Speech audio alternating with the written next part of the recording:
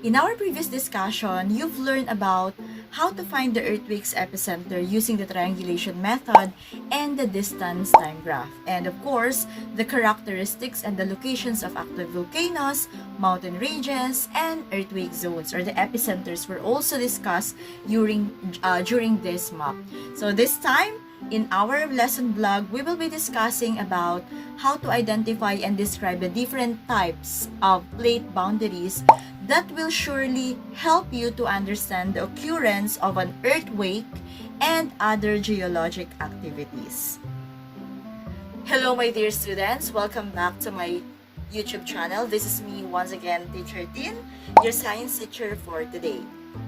Bago ka pa lang sa channel na ito, don't forget to subscribe, like, and hit the notification bell for more updates in Science 10.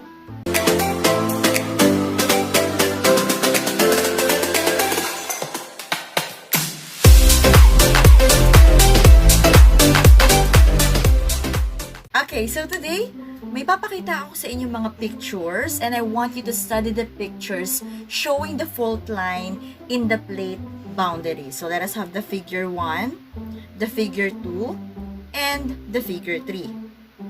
What do you observe? Can you describe each figure? So ano ba ang pagkakaiba ng mga figure na to? How are the figures similar? And what did you notice with the spaces in between the two plates? So sa picture na to or sa figure na to, we can notice or you can say that the plates can move apart at a boundary. Naghihiwalay sila, di ba? Makikita niyo yung mga spaces between them. And did you know that earthquakes occur along the fractures that appear as the plates move apart? Yes, oo. So, yung ating mga earthquake sa Tagalog ay lindol, yan, talagang sila ay nagsisimula dyan sa mga fracture na yan. And did you know that there are 3 types of boundaries? And what are those? Okay, we have the convergent, divergent, and transform. Ano ang pagkakaiba ng tatlong to? So, dito ba sa tatlong yan, sa figure na yan, can you identify which one is the convergent, divergent, and transform? Alright, very good. The first figure, so that is convergent. Second figure, that is, okay, divergent. And the third one, that is what we call transform. Okay, so based on the given picture, how can you describe the different types of plate boundaries? Alright, so ma'am, yung unang picture po, sila po ay parang nagbubungguan. Okay, that is convergent.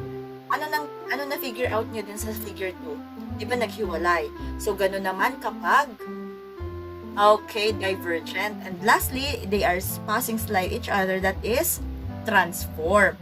Okay, so tama yan. This time, i-discuss natin ng sobrang detalyado ang bawat types ng plate boundaries. Okay, so let us start first with convergent boundary. So, ano pag sinabi natin convergent boundary? So, kung mapapansin nyo, anong mapapansin nyo sa figure na to? Ayan, di ba? Ang mapapansin nyo, they are moving toward each other. Nagsasalpukan sila. Kasi when we say convergent boundary, so this is a convergent boundary is a boundary in which two plates move toward each other, causing one of the slabs of the lithosphere to subduct beneath an overriding plate. Yan. So again, kung mapapansin niyo sa figure, yung dalawang rock, para bang sila ay magpupuntahan sa isa't isa.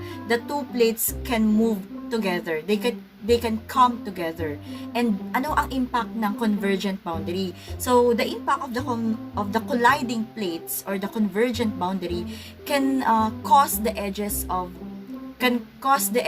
one or both plates to buckle up into a mountain ranges, or one of the plates may bend down into the deep seafloor trench. Yan, the reason why kung bakit meron tayong mga mountain ranges, yung mga bulubundukin, dahil yan sa tinatawag natin na convergent plate boundary.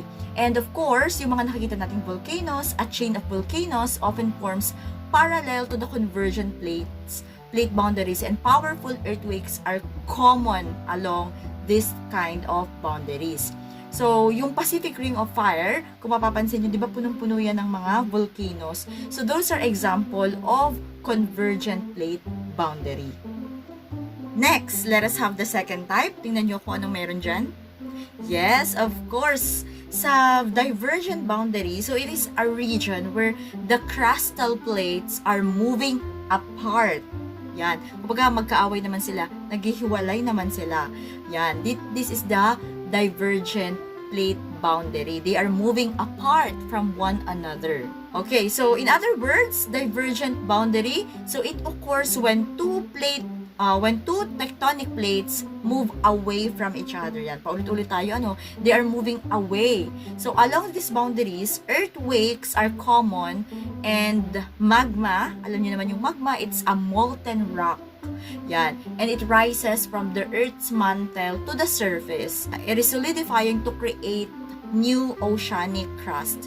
And as you can see, the Mid-Atlantic Ridge is an example of the divergent plate boundaries. And the third one, what is this? Yan, as you can see, they are sliding past each other. So when we say transform fault boundary, it is a boundary produced when two plates slide past each other. So kung yung kanina is nagbubuguan or naghihiwalay, so this time, sila naman ay nag-i-slide from one another. And alam nyo ba that one of the most famous transform plate boundary occurs at the San Andreas Fault, which extends underwater. Yes, natural or human-made structures that cross a transform boundary are offset. So, ibig sabihin, so it's split into pieces and carried in opposite directions. So, ano pa ang meron dito sa transform fault boundary? So, rocks that line the boundary are pulverized as the plates grind along, and they are creating a linear fault valley or undersea canyon. Yan. And of course, yung mga earthquake o yung mga lindol, common na common sila sa mga ganitong klase ng fault. And in contrast to convergent and divergent boundaries, so yung crust dito, it is cracked and broken at a transform margins, but it is not created or destroyed. Yan. So again, transform plate boundaries, kagaya ng San Andreas Fault, they are passing slide each other. Yan. I'll be showing you here the distribution of active faults and trenches in the Philippines. And makikita nyo sa picture na to, the different fault lines in the Philippines. At tuwing nagkakaroon ng lindol, so itong mga plates na to, of course, naggumagalaw yan. Tuwing may lindol, yan. Laging gumagalaw yan kapag may mga volcanic eruptions, gumagalaw yan. And this occurrence of such earthquake can also affect far from the edges of the tectonic plates along the faults. Ano nga ba pag sinabi nating fault? Di ba pinag-aralan niya when you were in grade 8? Pag sinabi nating fault, so these are cracks in the lithosphere that cause the stresses created as sections of a plate or two plates which are moving in different directions. Divergent is also known as spreading. And when we say convergent, it is also known as colliding. Yan. And how about the transform? It is also known as sliding. Yan. Sige nga, let's try to have a short quiz. So I'll be showing you some questions and I want you to answer. Number 1. Which of the following will form when two tectonic plates are moving toward each other? Is it convergent, divergent, tectonic, or transform? Toward each other, so it means they are colliding. Okay, very good. The correct answer is convergent. Number 2. Nazca Plate and South American Plate is an example of what plate boundary? Is it convergent, divergent, tectonic, or transform? Very good. That is convergent. How about number 3? What type of plate boundary form if two plates move away from each other? Alright, that is divergent or spreading. Number 4, what type of plate boundary exists in two sliding plates? Convergent, divergent, tectonic, or transform? Alright, very good. That is transform plate boundary. Alright, so this is the end of our lesson 2 for this Science 10 Quarter 1. So in our next topic, we will be discussing about the processes that occur along the plate boundary. So abangan nyo again next Saturday. So yan naman ang ating pag-uusapan. So, thank you so much for listening and for watching this vlog. Kindly comment your suggested topics below. Kompleto tayo from grade 7, grade 8, and grade 9 topics. So ngayon ay pinupuno lang natin ang grade 10 topics. So, thank you again sa ating mga dear subscribers. So, kung bago ka pa lang sa channel na ito, huwag kalimutang mag-subscribe, like, and hit the notification bell for more updates in Science 10. This is me once again, Teacher Tin, your science teacher for today. Thank you and have a good day.